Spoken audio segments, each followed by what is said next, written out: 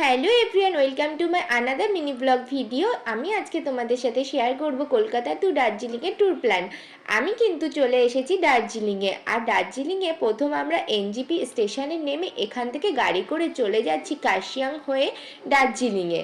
আর তোমরাও যারা ভাবছো এই টাইমিংয়ে দার্জিলিংয়ে আসবে তারা কিন্তু অবশ্যই আমার ভিডিওটি দেখো। আর একটা বড় ভিডিও কিন্তু দেওয়া আছে, ডেসক্রিপশন বক্সে লিঙ্ক দেওয়া আছে, তোমরা যদি চাও সেই ভিডিওটাও কিন্তু দেখতে পারো। সেখান থেকে তোমরা দার্জিলিংয়ের ফুল ভিডিও কিন্তু পেয়ে যাবে। রাস্তার এত সুন্দর মনোরম দৃশ্য দেখতে দেখতে আমরা পৌঁছে গেলাম আমাদের রুমে। আর আমাদের রুমটা ছিল দার্জিলিং মেলের ঠিক কাছেই।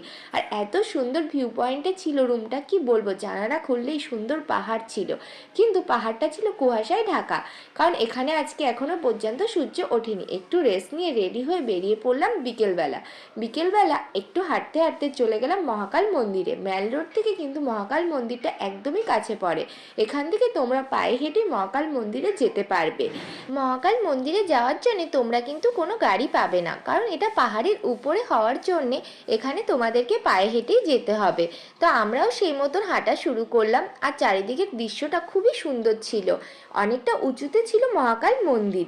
দেখো আমরা এখন হাঁটতে হাঁটতে মহাকাল মন্দিরের দিকে যাচ্ছি। আর আমাকে কেমন লাগছে অবশ্যই কিন্তু কমেন্টে জানাতে ভুলো না। এই দেখো, এটা হলো মহাকাল মন্দিরের গেট। আর এইখানে আমরা জুতো খুলে এবার মহাকাল মন্দিরে প্রবেশ করব। এখানে কিন্তু প্রচণ্ড ঠান্ডা ছিল, কারণ একদমই রোদ ওঠেনি। প্রচণ্ড কুয়াশার কারণে চারিদিক যেন বরফ পড়ার মতন ঠান্ডা পড়ছিল। আর কুয়াশায় সামনে কোনো কিছু দেখাই যাচ্ছিল না ঠিক করে। আর মহাকাল মন্দিরটা কিন্তু খুবই সুন্দর ছিল, নিরিবিলি পরিবেশে এত সুন্দর একটা মন্দির তোমরা না গেলে বিশ্বাসই করতে পারবে না। তোমরা যারা ভাবছো এখন দার্জিলিংয়ে আসবে তারা কিন্তু অবশ্যই আসতে পারো। কুয়াশা থাকলেও এখন কিন্তু প্রকৃতিটা অনেক সুন্দর রয়েছে। আর যারা মনে করছে একটু রোদ ঝলমল পরিবেশে আসবে তাহলে তারা 2-1 মাস পরে আসো, সেটাই তোমাদের জন্য ভালো হবে। আমাদের মহাকাল মন্দির প্রায় ঘোরা হয়ে গেছে, এবার আমরা নিচে নামবো। নিচে নামতে নামতে প্রায় সন্ধে হয়ে গেছিল।